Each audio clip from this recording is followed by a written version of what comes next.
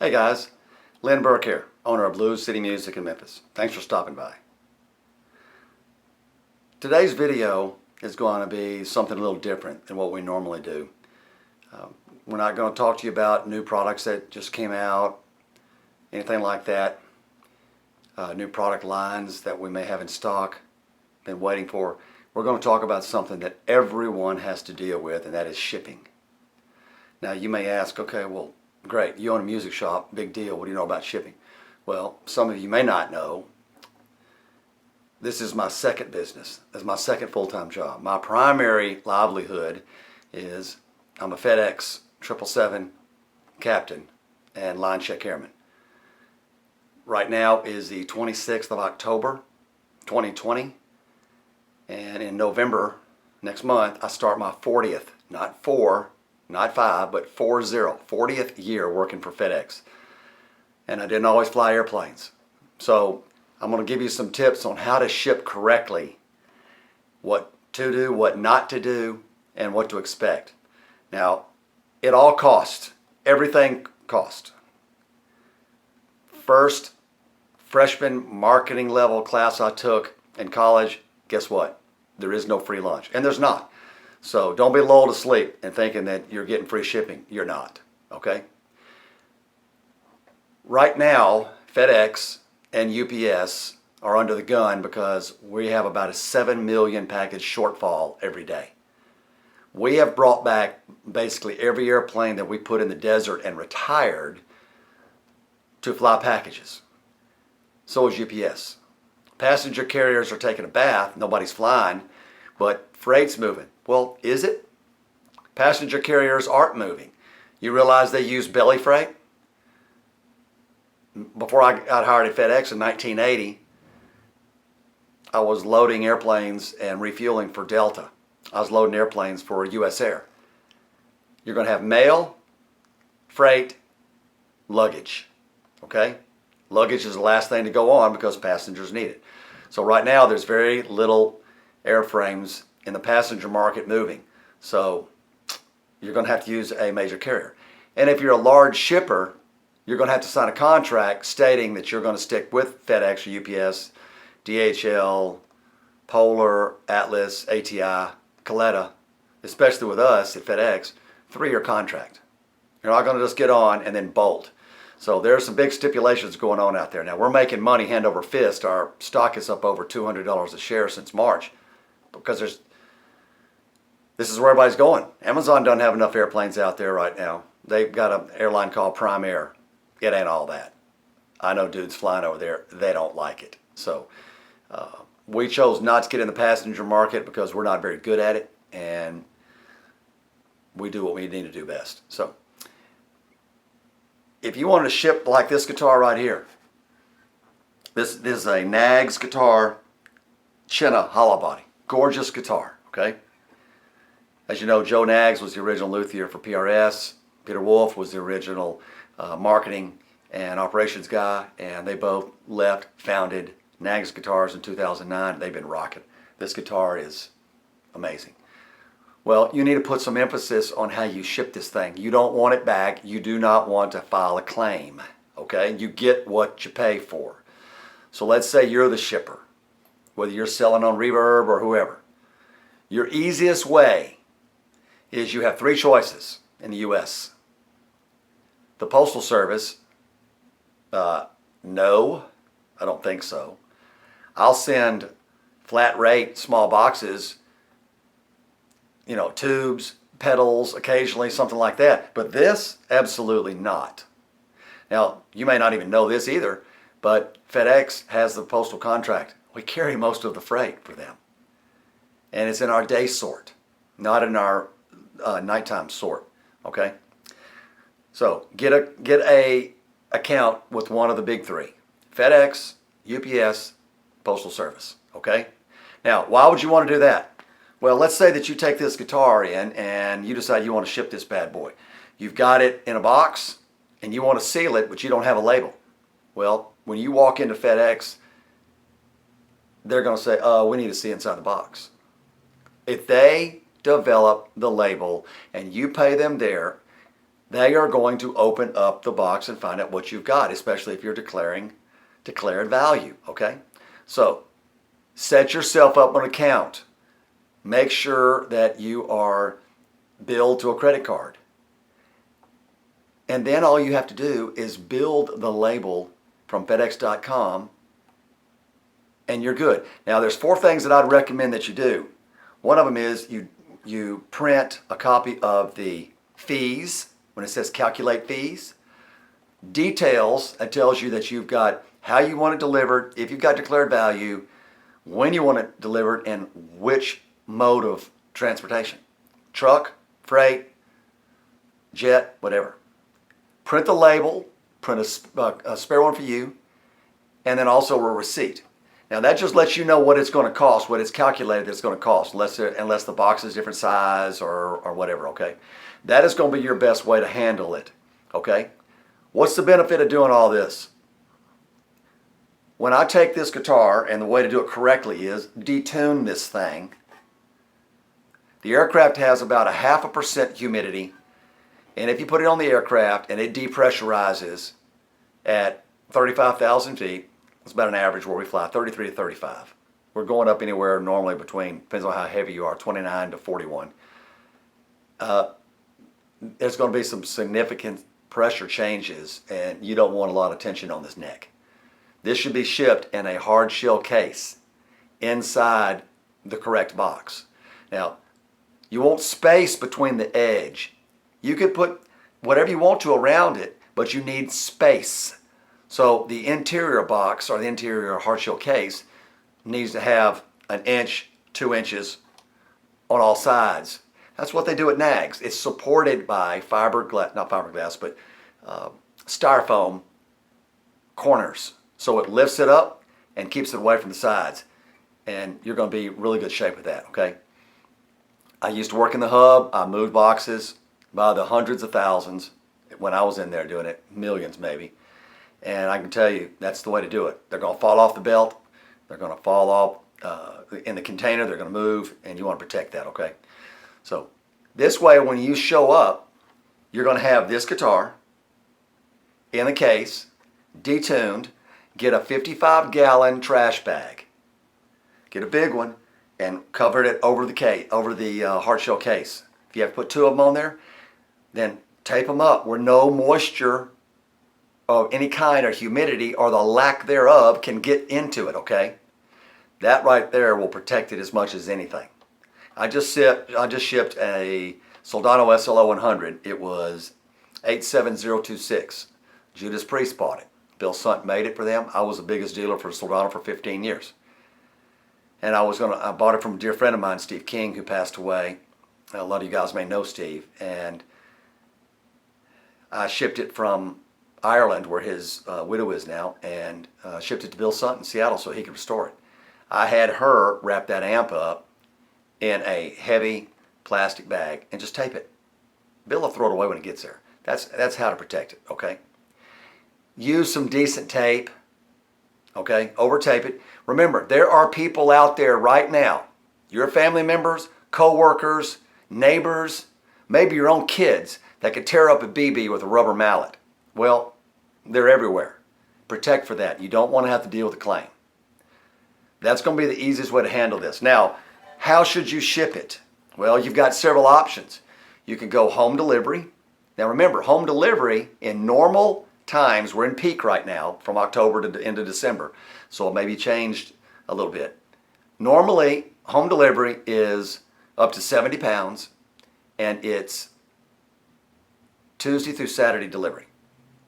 Ground is up to 150 pounds, and it's Monday through Friday, okay? And that's how that happens. Now, if you want to go express, well, you pick your poison. There's several different versions of next day delivery, second day, third day, a super saver, whatever they want to call it today. So you've got those options, all right? And you can figure out what price range you want on that. Okay, this guitar sells for about $5,000, all right? If you do not insure it, i.e. declared value for, let's say $5,000, You're going to get a $100 check if this thing shows up missing, they can't find it, or it gets torn up. Okay? Now, unlike UPS, FedEx doesn't get into the business of, well, it's a busted neck, we're going to keep it and try to sell it at our warehouse for $300. No, FedEx doesn't get into that. You know, if it can be returned to you and it's like that in bad shape, they're just going to let you have it back. Okay? I had a Diesel Herbert killer 3-channel amp I sold to a guy. They must have dropped it off the top of a building. My own employer. It was trashed. The screws broke off on the chassis, mounted to the head shell. It got dropped so hard. Anyway, I got a claim for it because I couldn't sell it as new, and I don't sell B-stock, and I'm certainly not going to sell it. Somehow I can't trust it. But I had my tech repair it $350 later. It's sitting in there on a 212 ISO cab, and it purrs like a kitten. But FedEx doesn't want to get into the business of reselling damaged goods, okay? So, declared value, anything over $300 is going to cost you between $1.05 and $1.15 per hundred. Anything under $300 is going to cost you $3.15 flat. So, you need to figure out how you want to insure this thing. Don't get jinxy. Go through here and insure it correctly. Now, well, it's a lot cheaper to ship it with from Sweetwater and Guitar Center. Well, they don't charge anything. Now, why do you think they don't charge anything? That's because they're rolling the dice. They don't get very many claims because they pack it fairly decent. I mean, Guitar Center, every time I got something, it was a disaster. Sweetwater knows what they're doing. So they're saving millions in shipping declared value fees by going, we'll take a few losses, but we're going to come out way better by not insuring them at all because they hardly ever get torn up. Okay? And that's the case. Well, I'm a little guy, and I'm going to get declared value. So that's what it's going to be. Below $300, $3.15 flat fee. Above $300, $1.05 to $1.15 per hundred. All right? And that's the way you need to handle that. All right? What about shipping an amplifier? Okay. Well, right behind you, as you can't see, is an original, one owner, never touched, 1973 Fender Princeton with all original RCA stamped preamp, output, and rectifier tubes. Well, some guys are going to say, well, if I ship it like that, I'm going to pull the tubes. Do you really want to pull the tubes out and send it to some dude that has never taken an amp apart or worked with it before? He can barely plug it into the wall. You don't want that liability, man. Okay, it's 117 volt AC, 60 cycles, right? Well, that power transformer is converting it to like 480 plate volts. That's enough to cook you, so you don't want to deal with that. Your best bet is to stuff carefully bubble wrap, whether it's 3/8, half-inch, 1-inch bubbles, whatever, in the back where it just pushes up against it and it supports it, it protects the speaker, whatever, and that's the way to ship it. This way you don't have trouble. Now, I did that recently, so I guess I'm going to have to change my procedure. I did that with a brand new Metzebarba Skill 30 head that Pierangelo Metzebarba sent me from Rome in Italy. Great amp. I got one behind me over here off my right shoulder. I don't need to open it up and play it and mess with it. I inspected it and I said, yeah, it's great. Well, dude called me and said, hey man, I can't get this to work. What do you mean? Oh, my bad. The tubes are in the back. I can't help that one. So in the future, I'm going to say, oh, by the way, the tubes are stuffed in the back. Tell your dude, dudette, whoever you send it to, little Johnny that you just sold a Black Star to, let him know, hey, dude, have your mom help you out because there's styrofoam back there. Don't stab yourself with a Phillips screwdriver while you're taking the back panel off, okay? And that's the best way to handle that. So don't get in the habit of pulling this stuff. What else? Claims. I've had several. Again, I ran across the people that can tear up a BB with a rubber mallet. You better take a lot of pictures before you ship of the package, of the item, of the serial number. If you don't have any paperwork, you better have something to prove it. FedEx is going to want pictures. So will UPS. We call them the big brown machine or the freight Nazis, whatever. They're all going to want proof, okay? You're guilty until proven innocent. That's just the way it works. Everybody's got a scam going on. They're going to verify that you did. I had a Skill 30 damage. In fact, this one behind me right now is a full-time demo because they dropped it so hard, the internal fuse on the inside that Pierangelo put in there for that very same reason, it tripped. And I couldn't tell the guy, hey man, it's a new amp, take it apart, pull the chassis, pull the fuse out. No, I just sent him a new amp. So it's standing here full time and I can't sell that as new. So that's where we are with that. Let's see what else to talk about. Direct signature required. There's porch pirates, bandits, thieves, crooks everywhere today stealing stuff off the front porch. Okay? Amazing. But ship it direct signature required. I shipped a matchless 212 to a dude recently. 212 cabinet. Hey man, can you take the direct signature off because it's a real hassle for me to be there and wait for them. I go, let me check. No. And the reason is I'm not trying to be a knucklehead. It's just that I want to know when that thing gets signed for. Because guess what? I'll know who got it. Years ago, I had this one dude. He bought a custom. What's the dude's name in Mastodon? Bill Kelleher? Is that right? Bill Kelleher? I'm not a big Mastodon dude. They're good, but I'm just not a metal guy. He ordered one of his heads from Friedman, $4,200. I go through there, set it all up. He went through my web store. Okay, I'm sorry. There's no secrets on the web. I know what credit card he used. I knew his address. I knew his IP address. I knew whether he was using a proxy server. I knew how many times he tried it. I knew his phone number. Everything. There are no secrets on the web, okay? Long story short, 6 weeks after he got it, he filed a complaint with Visa saying, oh, by the way, this is fraudulent. I want my money back. Never contacted me. Oh, other than he wanted me to have it held for pickup at FedEx office and print center. I said, well, yeah. So he said that he never got it. Well, guess what?